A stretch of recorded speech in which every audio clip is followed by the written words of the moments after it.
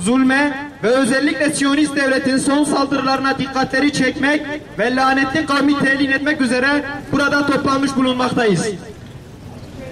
İsrail terör devletinin Gazze'de giriştiği katliam, yaşlı, kadın ve çocuk demeden yüzlerce masum insanı hunharca katletmesi bütün İslam alemini öfkeye boğmuştur.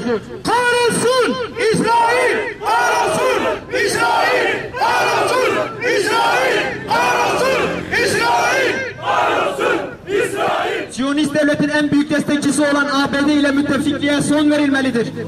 İslam'ın izzeti için mücadele eden Hamas ve İslami cihat ve benzeri yapılanmalara destek verilmelidir. Özellikle Müslüman halkları ilgilendiren meselelerde İslam dünyası ile ortak hareket edilmeli ve İsrail her konuda ambargo uygulanmalıdır. 2. İslam Birliği ordusu kurulmalı ve Müslüman halkları için kurtuluş için seferber edilmelidir.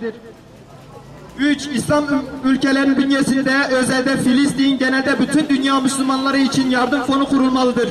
4.